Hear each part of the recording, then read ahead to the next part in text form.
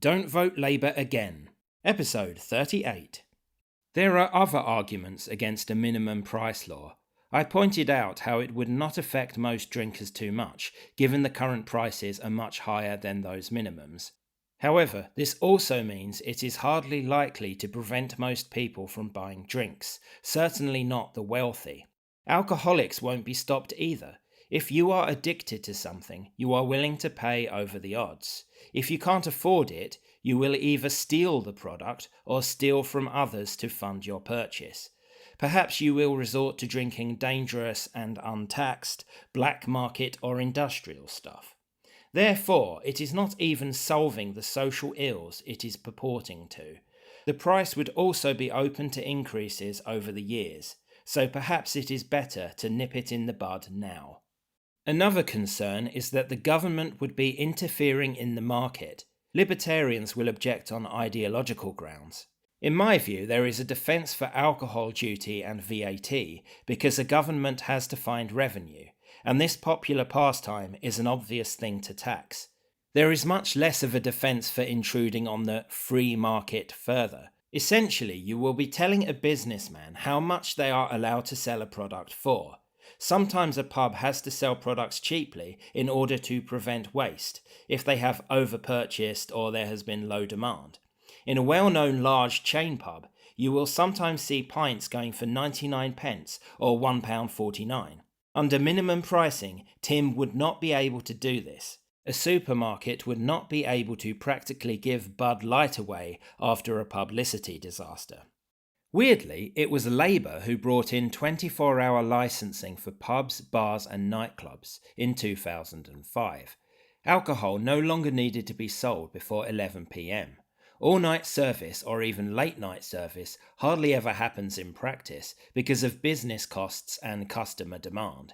However, it is something of an inconsistency for the same political party to want to nanny drinkers or heap on legal restrictions to the very same industry. Does it perhaps depend on who has been making donations at any given time? There is, or thanks to Rachel Reeves, was, a scheme which allows local people to bid for public money in order to buy community assets that are under threat.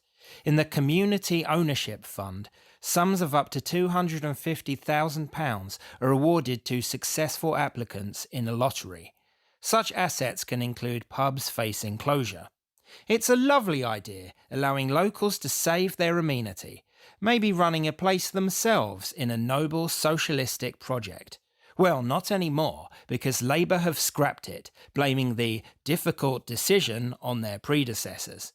Labour promised in its manifesto to bring in right to buy instead of right to bid, meaning successful grants for all.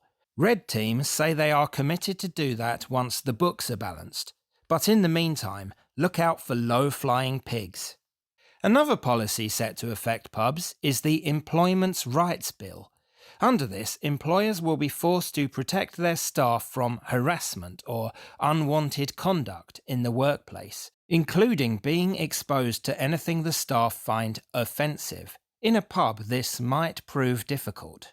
This protection previously existed in the Equality Act 2010. Employers were not allowed to harass their staff, and for third parties like customers, they were required to take such steps as would have been reasonably practicable to prevent it. Customers were to be given a 3 strikes or you're out approach. The coalition government removed the third-party clause altogether in 2013, but it is set to return in this new legislation.